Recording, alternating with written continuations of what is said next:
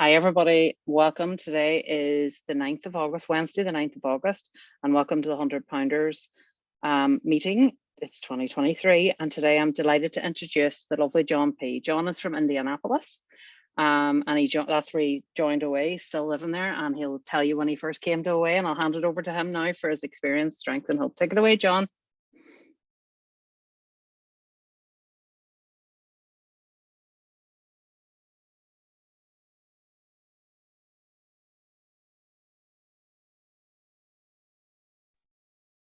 Yeah, can you hear me? Good. My name is John P. And like Rita said, I'm from Indianapolis, lived in Indiana all my life. Before I tell you about my story, I'd like to quote something from the big book that I think kind of frames the discussion, frames my long lead. This is page 124 of the big book. We grow by our willingness to face and rectify errors and convert them to assets. The alcoholic's past thus becomes the principal asset of the family and frequently is almost the only one. This painful past may be of infinite value to other families still struggling with their problem.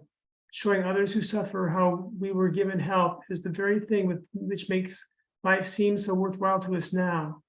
Clinging to the thought that in God's hands, the dark past is the greatest possession you have, the key to life and happiness for others. With it, you can avert death and misery for them. I just want to point out that we are all saving lives by sharing our stories in these rooms. And I'm grateful for the opportunity to be able to do that. So let me qualify a little bit. My top weight before entering the rooms was 538 pounds. And Rita, I think you have my pictures. If you could put them up now, I'd appreciate that. Let me kind of curate them for you a little bit.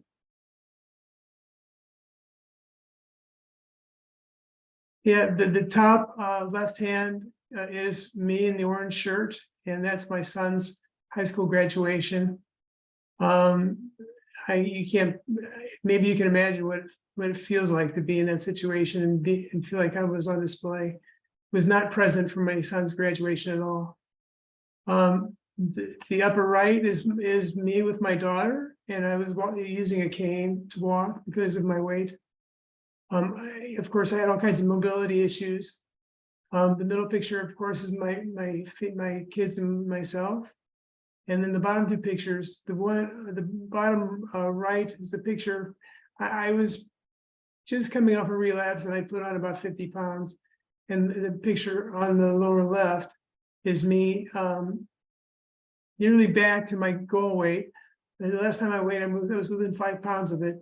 It has taken me 4 years to lose nearly 50 pounds, and it is not easier after you relapse. That was a good lesson for me to have. I've been in recovery since 12/10 of 2012. Like I said, I relapsed about 4 years ago, adding 50 pounds very quickly to my body, and I always tell people the relapse part of my story. I know that's not the special focus here, but that is part of my story. And I really do the focus. What I like to do is I like to focus on my spirituality as it's developed either before recovery and after recovery, because my connection to both my higher power and to other people in recovery has been the key to me maintaining my weight loss. And I really do believe that my relapse started when I started getting cocky and started feeling like I had all the answers. And, I let that bondage to self kind of creep in there a little bit. And if I maintain my spirituality, that doesn't happen. I'm reminded that abstinence and recovery is a three-legged stool. It is physical recovery, emotional recovery, and spiritual recovery. Hopefully you will hear the emotional recovery and the physical recovery in my talk. Like I said, I'm going to be focusing largely on spiritual recovery. When I was a child, I had a weight problem. I don't know if you, in the school that you went to, for those of you in the US, be grammar schools or elementary schools, every year we get pictures taken, and I found a packet of pictures that my mom had collected from the time I was in kindergarten through 6th grade. And I could just see the progression of the illness start. It seeds there. I was a very anxious child, and I ate to comfort myself. I'm sure you're probably familiar with the acronym HALTS, HALTS, which stands for hungry, angry, lonely, tired, and stressed. Other people add different meanings to that S part, but that kind of covered the spectrum for me. I could add a B to the end of that and say bored. Whenever I was uncomfortable with any situation, I was uncomfortable an awful lot. I turned to food as a way to be able to comfort myself. As I grew in weight and grew in size, I had family members who were concerned about me, friends, colleagues that I worked with. I remember one time my grandfather just said, "Why can't you put down the fork?" And I had a conversation with him for the longest time. This is before I even knew about recovery. I said, I felt like I ate like an alcoholic, and I did eat like an alcoholic. I at the peak of my weight and the peak of my disease, I ate fast food maybe 6 times a day. I lived on sugar and caffeine. I would hide sweets throughout the house. I would take sweets from my kids, especially after like Halloween and that sort of thing. I would eat other people's food. I worked as a social worker and would observe families getting together as a part of the reunification process. Parents would bring pizza boxes and pizza and other foods, and I volunteered to clean up because I knew that I could eat the stuff in the car on the way home. I stole food from stores and from my boss. That's one of the amends I had to make. I hid food from others. I ate meals before my scheduled meals. That pre-dinner dinner, the after lunch snack. I've heard people say that in OA, they only ate one meal, and that was me. I started at 7 and didn't finish until midnight, and I ate to the day. I often measured and compared myself to other people, and often felt like I fell short. So and one of the things I'm really grateful for recovery is the body image, relationship, and sexuality book, because it has really kind of opened my eyes to the importance of self-worth and self-esteem that I lost as a part of being in my disease and in my addiction. The thing is, as time went by, I tried a lot of ways to be able to lose weight. I tried WW, I tried Tops, I tried OptiFast, I tried AIDS candy. For those of you who remember that back in the 60s and early 70s. Slim Fast, I mean, any diet you can mention. I had some success with some of those, but I would always put the weight back on, plus some, and it just got to be this gripping yo-yo. I'm sure every single one of you can relate to the yo-yoing that happens a lot of times with compulsive overeaters. I would never consider myself bulimic or anorexic in any way, but there was a lot of restricting, and to get down to the weight, and then after I would get down to some kind of desirable weight, then I would go and celebrate again. There was really no change in the way that I ate.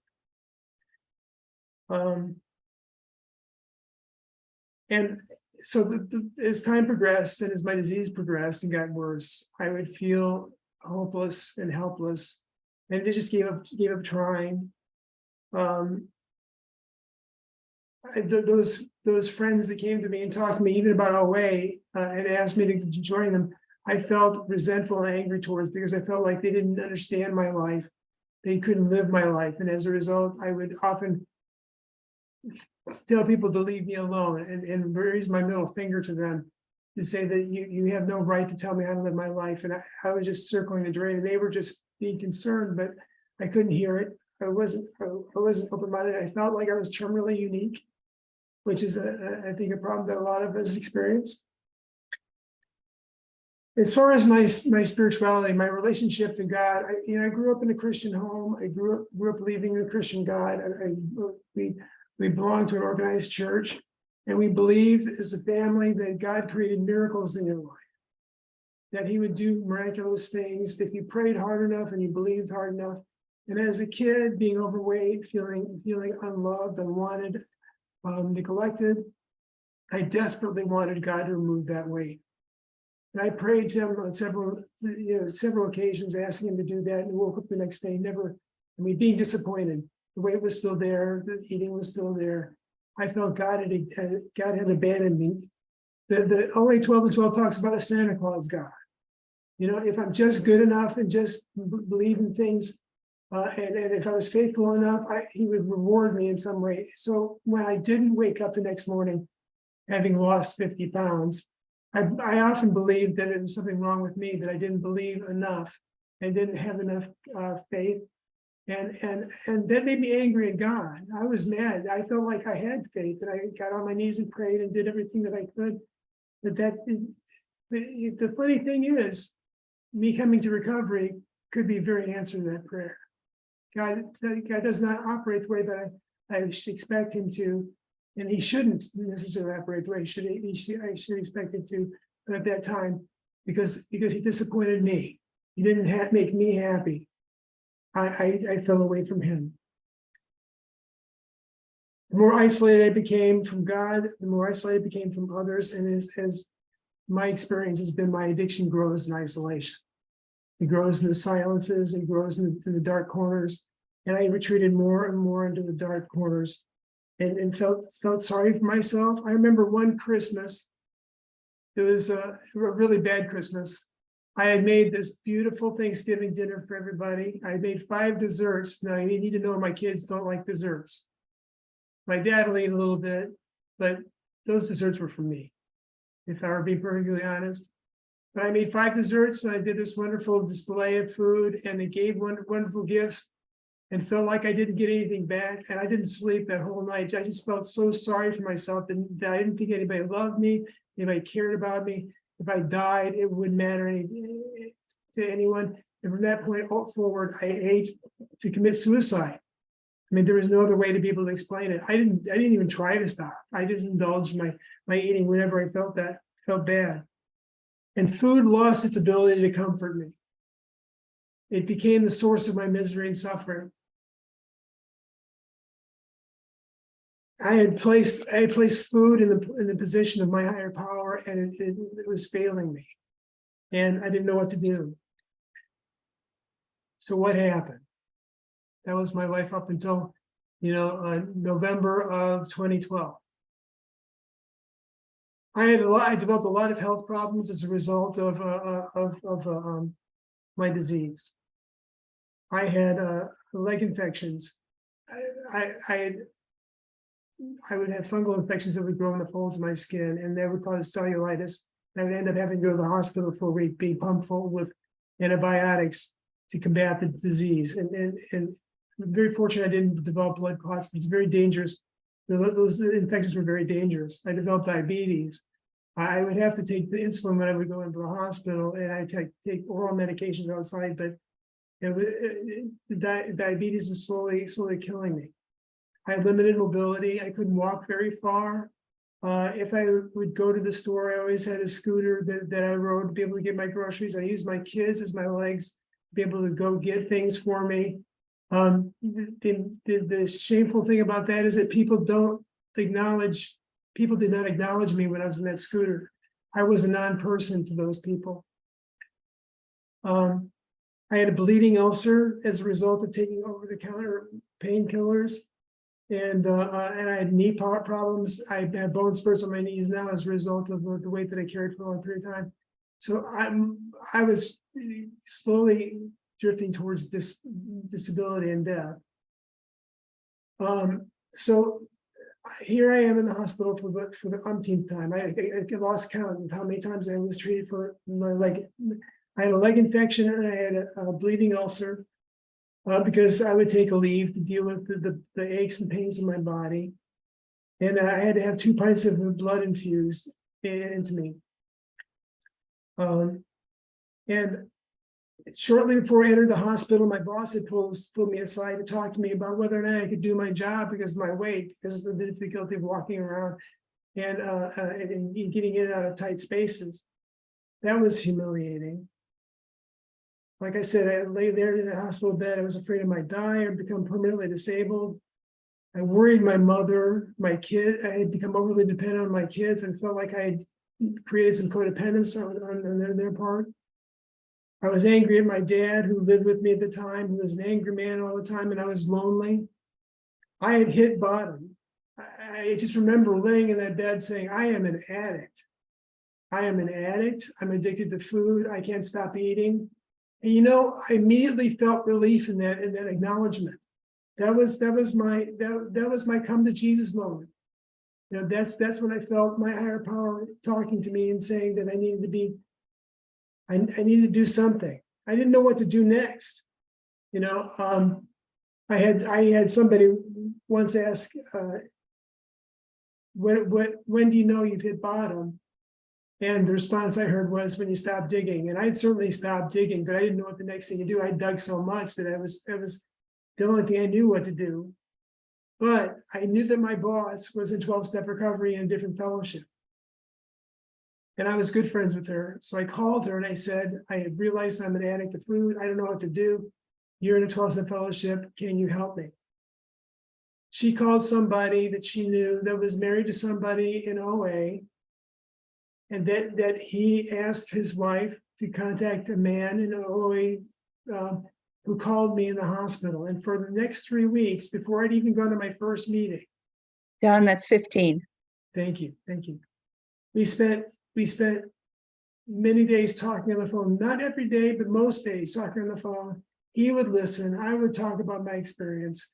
And I would talk about how much I needed to be in OA and how much I needed recovery. I didn't meet him until my first meeting after I got discharged from the hospital. It was shortly before Christmas. I'd gone to my first meeting in the middle of December. And it was on the I say my start date or my absence date is December 10th. But my first meeting was sometime in the middle of December, before Christmas. And I don't remember anything that was talked about. I remember I had to stop 3 times on the way to the room to catch my breath. And when I sat in the rooms, they had to pull a piano bench into the room because I couldn't fit in any of the seats. I felt mortified. I felt like I didn't know what I was doing. But when the meeting was over, I remember so many people coming up to me and hugging me and telling me that they were grateful for me to be there. And I thought that I had not been treated like this in such a long time. And it was, you know, one of the things I realized is that I couldn't love myself. And I needed to feel like I was loved and accepted somewhere, and OA did that for me. My sponsors did that for me. Other fellows in recovery did that for me.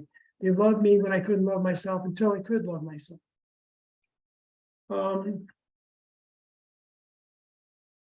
So what about my relationship to my higher power? I really feel like that the way that I came into OA was the higher powered thing. However, in the 12 and 12, it says, some of us walked out of our first meeting when we heard the 3-letter word mentioned and didn't return until years of more compulsive eating had made us desperate. That's from page the 12 and 12. I don't have the page number here. I mean, that certainly was my experience when we started talking about God. I was angry talking about the second and third step, and I talked to my sponsor about that. But the important thing was I talked about that, and he listened to me and he guided me. And the more I talked about it, the more I was able to do was to believe in a higher power as if that he existed. I didn't know if he existed. I didn't know if he cared about me. But I had a sponsor once tell me, and I think this is from the big book, open-mindedness is the beginning of spirituality. I had to open my mind, and I realized I need to be teachable. My best thinking had gotten me into the hospital. It got me nearly killed me. And I needed to be humble. And I need to have an open mind about that. So my next experience with my higher power in the room is God in the skin. I felt connected to a community of people who believed, after being so isolated and being alone for such a long period of time, being with people who had hope, who believed that they could recover, that things happened for them. I saw amazing things happen in people's lives. It felt like if that worked in their lives, this could help me with my life. I no longer felt that things wouldn't work for me. I worked the steps as a path to connecting to my higher power and working my recovery. And I continue to work the steps. The steps are an invaluable tool for me to be able to connect to my spirituality. If I'm not working the steps, I'm not doing a very good job of working my program, and my chances of relapse and letting go of what God has given me so far is highly possible.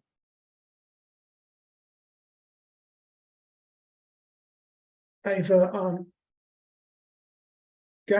believe in the God of the rearview mirror. I've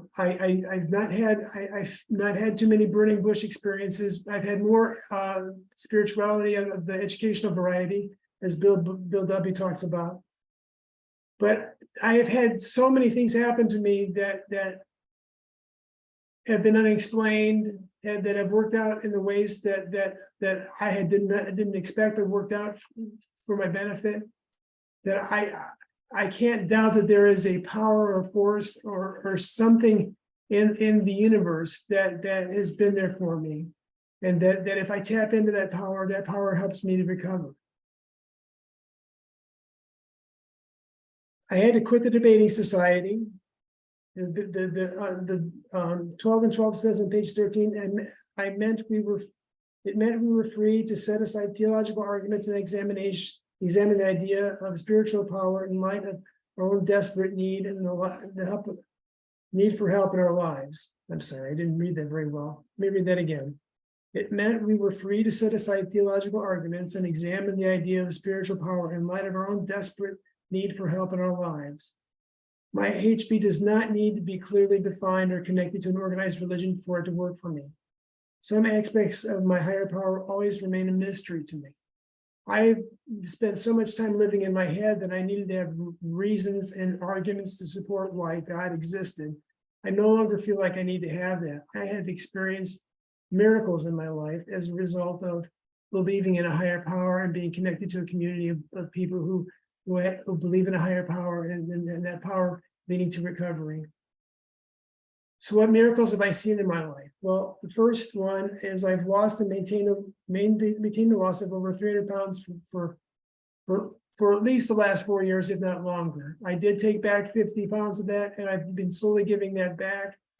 But I track my weight, and one of the things that I noticed over the last trends years, it's a flat line. You know, I vary within about 5 pounds of my goal weight, and I've done that. I've never done that. I've never lost weight and kept it off. And I expect to keep this off for the rest of my life as long as I work my program. That's a real miracle for me, and a meaningful miracle for me. I reconciled with my father before he died. The funny thing about that is my dad didn't change. He was an angry man. He blew up at me all the time. I was scared. I always felt like I walked on eggshells with him. And I felt like I hated him. And I never thought that I would mourn his death. And the funny thing about working the steps is I started to see myself differently in relationship to him. And I came to appreciate who he was and the challenges in him doing the best he possibly could. And that's a real miracle. I cried for my dad when he passed away, and I never thought that would happen. And I think of him fondly now. I think of the things that he's done for me that were very positive things, and I'm grateful for that. I reconciled with my first wife. I was so angry and resentful towards her because I felt like she stole my family from me. And this was a result of working the 4-step, realizing my part, and being able to admit to her and to seek her forgiveness for the things that I'd done to her in our marriage. It restored my relationship to my children. One of the things that happened before I entered recovery is my son sat down. He was of college age, getting ready to go graduate high school and go into college. He sat me down and he said, "Dad, I don't know if you're going to be able to take care of yourself when I leave. And the whole notion that my son would worry about going off to have his own life because I couldn't take care of my mind, take care of mine was humiliating to me. And I'm so grateful that I can take care of myself and with the help of others. I can't do this by myself, but I'm so glad that my children are my children. They're not my servants. They're not my legs. They're not things for me that I can do for myself. I found love in marriage and recovery. I've been married now. Oh gosh, my wife is going to kill me I got married in 2016. So coming up in 7 years, really grateful for that. Recovery has helped me all along to retrain myself and help me know how to be a better husband. I'm not perfect. She will tell you that. And I'm proud of the fact that I'm not perfect, but I'm growing in that area. It helped me to overcome cancer. A day after I got married, diagnosed with acute leukemia. And for the next, I'm in remission, thank God. But during the time I received chemotherapy in the hospital, people would come and visit me. People would pray for me. We would have meetings in my room as a result. If I couldn't get to a meeting outside, people would bring meetings in our room. It was so funny to see 15 people sitting around us, a cramped little hospital room, and the nurses not bothering us, knowing exactly what's going on in that room. It was such a dear and sweet thing for people to do for me. Within the last 4 years, I've been diagnosed with Parkinson's disease, and that's been a real struggle for me. But recovery has helped me to be able to deal with my limitations and to know that my life still has meaning and I still have purpose, even though I can't do the things that I normally could do before. I know on 2 occasions, OA and recovery have saved my life. It saved my life. That's 5 minutes. Thank you. It saved my life when I lost the weight the first time, and I entered into a coma as a result of my chemotherapy treatment, and it saved my life there, because if I had weighed 500 pounds, I definitely would have died. But OA and recovery continue to help me save my life on a daily basis. I can't keep my recovery unless I give it away. What the big book says on page 85 is that the fitness of my spiritual, it is easy to let up on our spiritual program of action and rest on our laurels. We are headed for trouble if we do. For alcohol, food is a subtle foe. We are not cured of alcoholism, compulsive overeating. What we have is a daily reprieve contingent on the maintenance of our spiritual condition. Every day is a day where we must carry the vision of God's will into all of our activities. I'm so grateful that I have a spiritual program that helps me, keeps me on track. If I don't maintain that spiritual program, I don't maintain my recovery. It's the first thing to go, and sometimes the last thing for me to develop. And it is a lesson for me to know that my higher power is still there. Our very lives as ex-problem drinkers depend upon our constant thought of others and how we may help meet their needs. That's from the big book, page 20. Service is in sharing my story, and even doing things like putting away chairs or helping to host a virtual meeting, all help me focus on my recovery. It helps me stay humble, helps me to be the person that my God, my higher power wants me to be. I offer to do service to help save the lives of others. I remember doing a talk for another meeting, and somebody said in the comments that they had found hope that day. That was thrilling to me, that if I can give somebody hope through sharing my story, the recovery and miracles can happen in their lives. I'm grateful for that.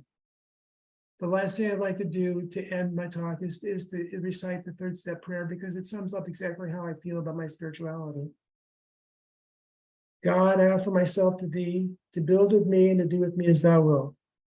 Relieve me of the bondage of self, that I may better do thy will. Take away my difficulties, that victory over them may bear witness to those who I would help of thy power, thy love, and thy way of life. May I do thy will always. Amen. Thank you again for letting me share my story with you. I'm so grateful to be here. And with that, I'll pass. Oh, John, thank you for that message of depth and weight. I'm just going to read a little bit out of the big book as well. On page 288, it's a story called The Missing Link. It says, it wasn't easy, and it has never been easy, but it gets so much better. Since that first meeting, my life has completely changed. 3 months into the program, I started college. While many of my college classmates were experimenting with alcohol for the first time, I was off at meetings and AA get-togethers, becoming active in service work and developing relations with God, family, friends, and loved ones. I rarely thought twice about this. It was what I wanted and needed to do. Over the last 7 years, nearly everything I thought I could not stay sober through has happened. Indeed, sobriety and life are full of ups and downs.